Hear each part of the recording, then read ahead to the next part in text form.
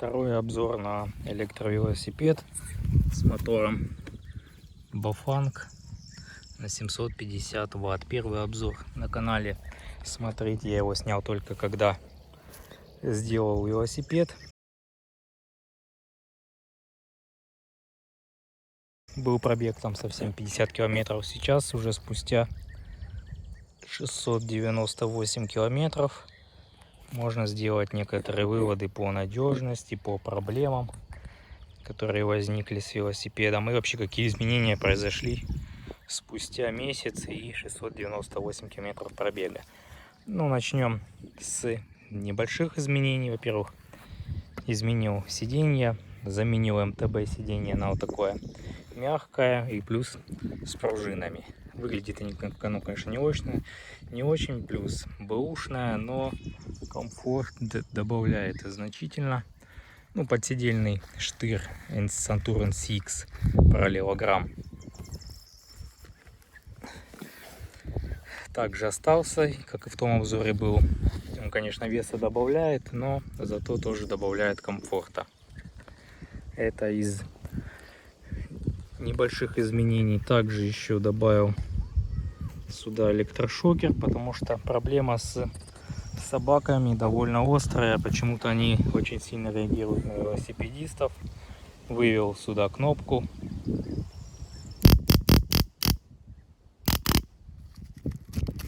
Ну что я сказать хочу. Смотрел видео перед тем, как купить электрошокер, по поводу эффективности. По опыту могу сказать, что действует где-то в 30% случаях на собак. То есть, мягко говоря, не очень эффективно против собак. Но пока стоит, еще потестирую. В общем, можно попробовать еще ультразвук от собак. Но пока что действенного решения нет. Пока вот есть что есть.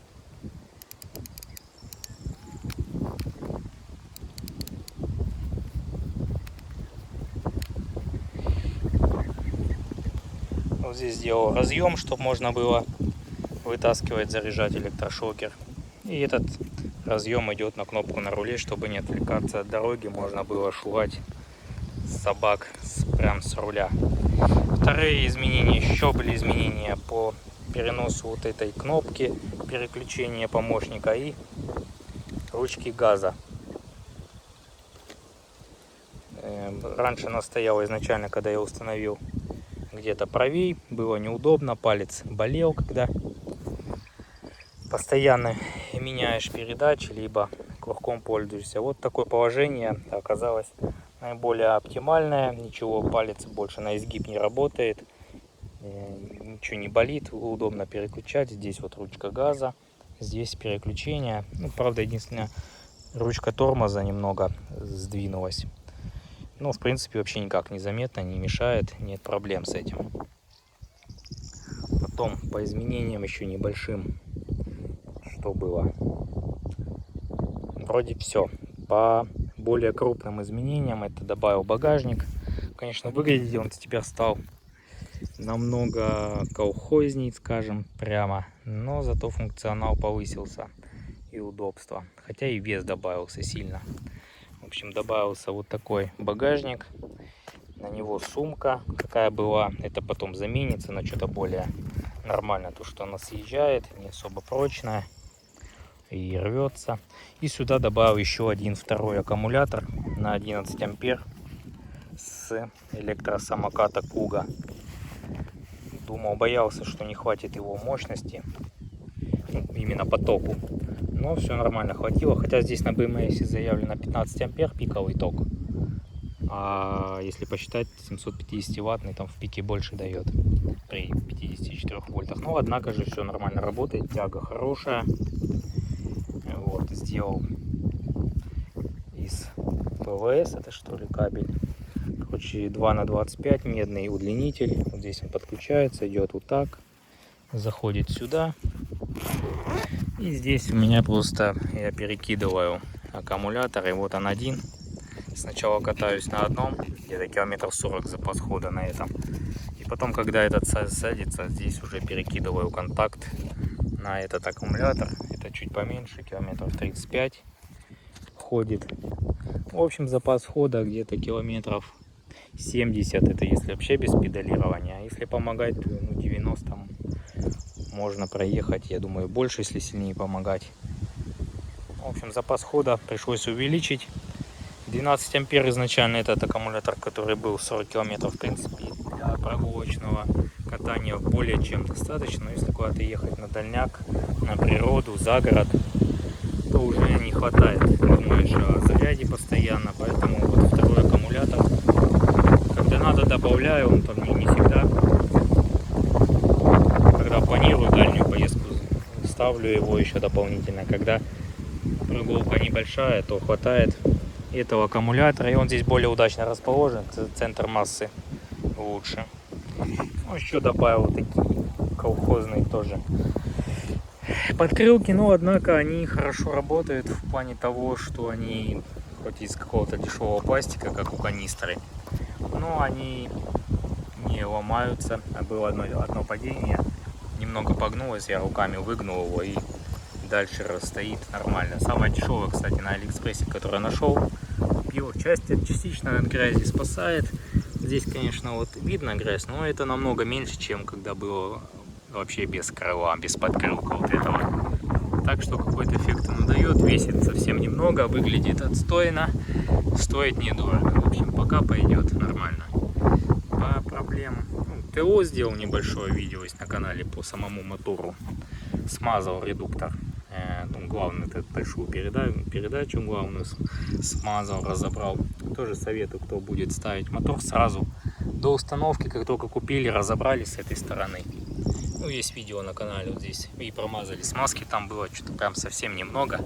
Сильно набивать ее тоже не стоит, но добавить определенно стоит туда смазки. Вот, какие еще у нас были нюансы. Еще заметил, сильно греется, вот прям даже по ровной дороге, когда едешь, ну, когда вот чисто на ручке газе, если едешь, там минут 5, уже потом не дотронуться. Снял, здесь была наклейка, снял, чтобы лучше было охлаждение. Но все равно, конечно, греется, но, надеюсь, там все рассчитано. Дополнительного радиатора, надеюсь, не стоит ставить. Греется сильно, конечно, прям, если хорошо понаваливать, то даже рука не держит. Но, тем не менее, как бы так рассчитано, ну пусть будет. Что там перегреться, чему там есть, там вообще чем контроллер может перегреться или что. Ну, в общем, пока кто-то ставит дополнительные радиаторы на него, я пока не буду. Не знаю даже, как это реализовать нормально. Поэтому пусть будет как есть. Греется и греется. Так, что еще хотел сказать? Ну, по проблемам. Вообще с электровелосипедом возникли две проблемы. Ну, одна такая наиболее глобальная, это проколы шин.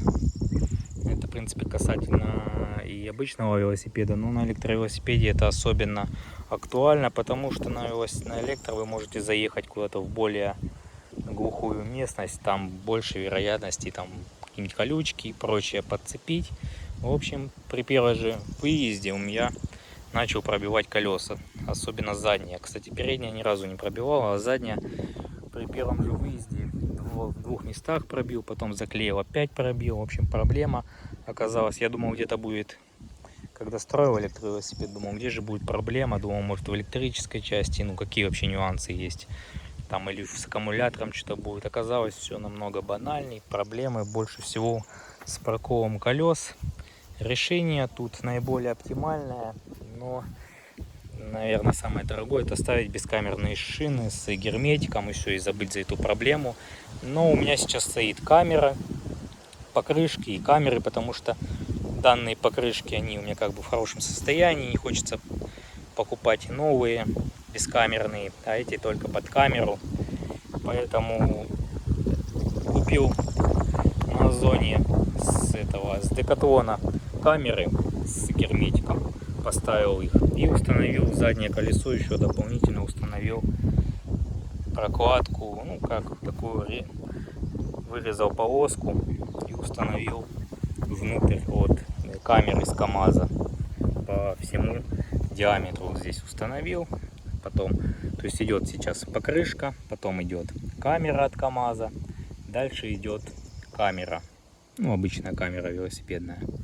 И вот с тех пор больше ни одного прокола. Ездил прям по очень таким местам, где все могло быть, и кочки, и стекла, все могло. Больше ни одного прокола не было, так что в принципе помогло. Но эти камеры с герметиком, которые из Декатлона, они вроде как их нужно заправлять через год. Там герметик сохнет. Ну посмотрим, что будет. Возможно, остановлюсь просто на вот покрышка и подложка из камазовской камеры и уже обычная камера с воздухом. Посмотрим. Пока проколов никаких нет. Я думаю, этот сезон отгоняю нормально.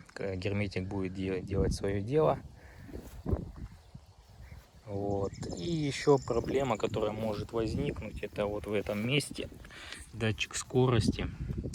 Если тоже будете ставить, обращайте внимание на стяжки. Закрепляйте на несколько стяжек. Хорошо закрепляйте, плюс двухсторонний скотч либо клей, потому что у меня была ситуация, когда по траве там либо еще где-то ездил, порвались стяжки две.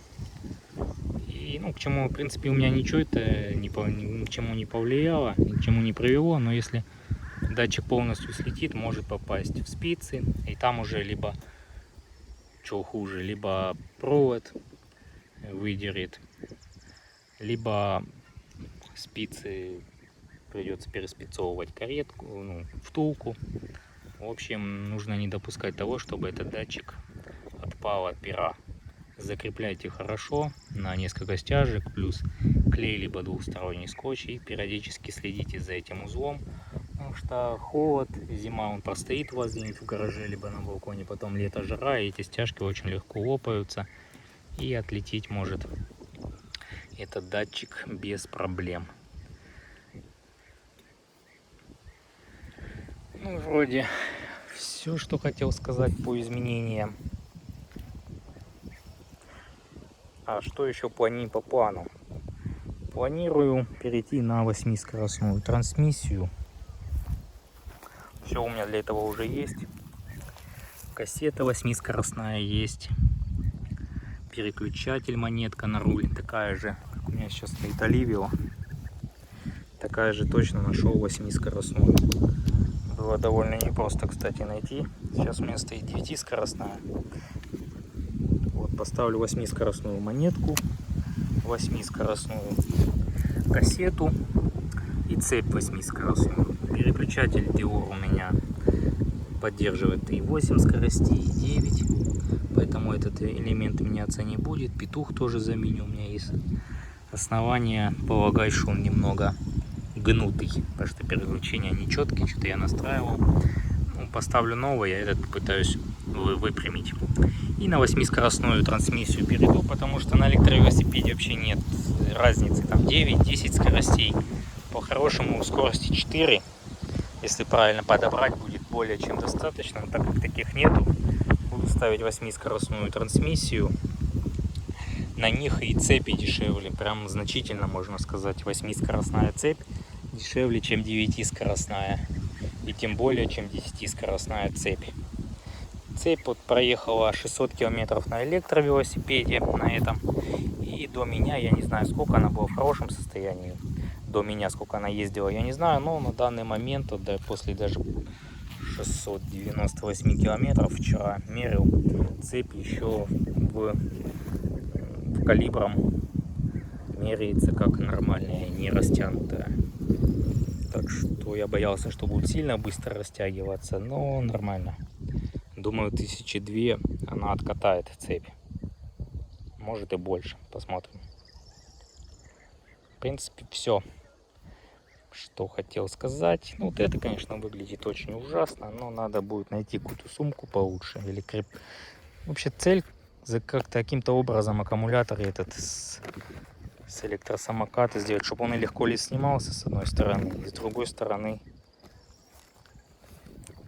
как-то было более красиво, и плюс он что-то сваливается на эту сторону, дисбаланс какой-то. Ну, в общем, пока что так.